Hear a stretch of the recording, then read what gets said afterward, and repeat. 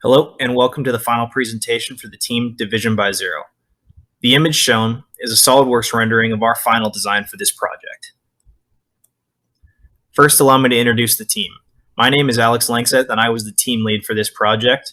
Our configurator and capture artist was Giles Goddard, and our CAD lead was Kason Clark. The aerodynamics and control team was led by Ali Phipps, assisted by Caleb Vance. Our weights and structures team was led by Tyler Goldsworthy, assisted by Josh Peterson. The propulsion team was led by Graham Tyra, assisted by Jonathan Van Aken and Louis Giovanetti. Our systems, avionics, and ground team was led by Kason Clark, assisted by Giles Goddard. After benchmarking our aircraft design, our team determined that when flying above the clouds, our aircraft would fall into the classification of high-altitude, long-endurance aircraft. In doing this, our aircraft would be required to do a number of things, including take off and land on solid runway within 9,000 feet and over a 35-foot obstacle on both ends for takeoff and landing, be able to fly in known icing conditions, operate continuously, utilize an autopilot under loss link conditions, meet the BV loss exception under FAA Part 107, and utilize an engine in service by 2029. An additional optional requirement was for our aircraft to be capable of flight in sustained 30-knot winds and also be able to withstand 50-knot gusting winds. The aerodynamics and control team will be discussing airfoil selection, planform and tail design, and high-lift devices. For the airfoil selection, from benchmarked aircraft and researched options, a set of airfoils were selected to run tests on at our cruise conditions. We are seeking an airfoil with a high coefficient of lift, high ratio of lift to drag, and a high negative moment coefficient. The Epler 398 was selected from the shown table because it possesses the desired characteristics. Our planform has a span of 200 feet and an area of 2,287 square feet. This high aspect ratio wing was designed for lift purposes as well as area for solar panels. We originally started with a rectangular planform and then decided to add taper. The taper increases lift at cruise, pushes the stall point of the wing towards the tip, and reduces the weight at the tip, which reduces root bending moment. We decided on a slight taper to incorporate all these advantages while still maximizing area.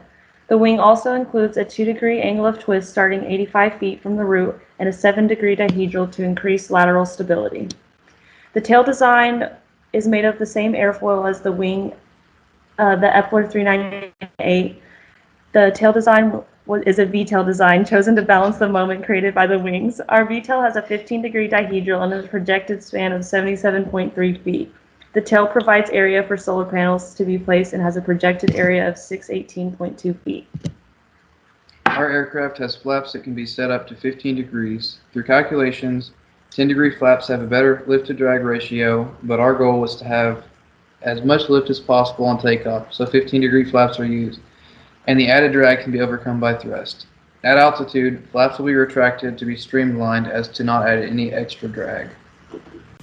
This is the propulsion group, and we're going to start things off with the solar panels today. We decided to go with the Alta Devices solar panels. They're the gallium arsenide, which holds the current world record for efficiency. Let's see, they also have some of the best weight ratio. We're going to be able to get about 2,300 feet squared of solar panels for only about 157 pounds, which really helps our weight requirements.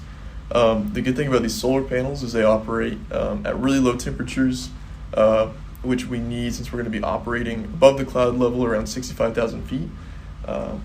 So these were the best ones that we could find, especially compared to the other current solar panels on the market. Next up is going to be the batteries. We went with the Tesla motor batteries due to their really high capacity to weight ratio. We're going to be able to fit about 30 modules of batteries, and that's going to get us about 156 kilowatt hours of power for only about 1,700 pounds. So that's going to be really beneficial. The good thing about these batteries as well is their size. Since they're pretty small and compact, we're going to be able to fit these really well in our fuselage without much issues. Moving on to the motor, we went with the Magni 250. This is a very high thrust motor. So the good thing about this is since it's also high efficiency, we plan to run these motors at a lower RPM in order to take advantage of the higher efficiency, so we're not using as much power while at cruise and things like that. This will also help us with our takeoff, not having to worry about having enough thrust and never crossing that thrust available, thrust required line on our plot. These are also one of the lightest motors on the market right now for their size, which is definitely going to help with our weight. All right, moving on to gliding. We're going to take advantage of gliding to conserve enough power overnight, so we don't have to worry about battery capacity issues. By the time the sun comes up, we should have about 30% capacity left from gliding overnight. So for the structure of the aircraft, we're going to use fiberglass reinforced carbon fiber because it's extremely lightweight and still very strong. And a layer of polyurethane foam is going to be placed inside of the carbon fiber skin. That'll be used to insulate the batteries and motors and provide an additional layer of protection to the leading edge of the wings and the nose of the fuselage. Kevlar was also considered for this role, but it was beat out because polyurethane is just so much lighter and is also a better insulator. Then for the supporting structures, we're going to use aluminum 6061. This is another strong but also really lightweight material. The fuselage will be supported by placing aluminum rods in a truss-like fashion like the one shown here, and the wings will be supported by placing 6 equally spaced ribs along the span with an aluminum spine running through them. Another crucial part of the overall structure is the landing gear.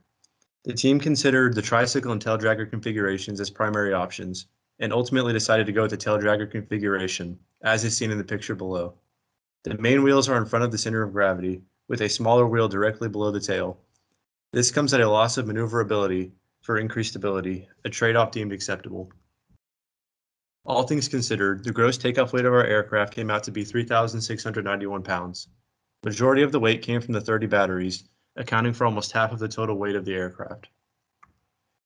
Given this large weight, battery placement was crucial in keeping the aircraft stable. It was decided that the batteries would be stacked in 3 rows, 10 high, near the nose of the aircraft, as is seen in the picture below. Additionally, our aircraft stays at a constant weight as it is battery powered with no varying payload. As a result, the static margin stays at a constant value of 0.2169, and the center of gravity stays at a constant value of 10.8 feet from the nose of the aircraft. For the systems avionics, we are going to start out with the component layout. The fuselage has a larger cross-section in the front of the planes. That's where the batteries, payload, and flight control system will be located. This also helps to move the center of gravity forward. The flaps and ailerons will take about a third of the span each, and the total force due to drag on that is about 150 pounds for each flap. Because of this, we'll need about 10 servos in total, 2 on the flaps and ailerons each and 1 on each elevator. The rated torque for the servos that we picked is 177 pounds-inch, and this provides plenty of force. We also have a few motors to extend and retrieve the landing gear. The payload, there's some pictures shown. The TANDAR sensor is up at the top, and then the Westcam MX-10 is to the right. And the Westcam MX-10 has about 6 different sensor types like radar, high definition daylight, and infrared sensors. The autopilot is displayed below along with the SATCOM that we are utilizing. The autopilot system has 16 servo parts where we only need 10. It has all the necessary sensors that we need to maintain control of flight, and it is reasonably priced. The SATCOM gives beyond visual line of sight communications, and it allows the autopilot to remain in control during lost link conditions, which is one of the major parameters we were looking for.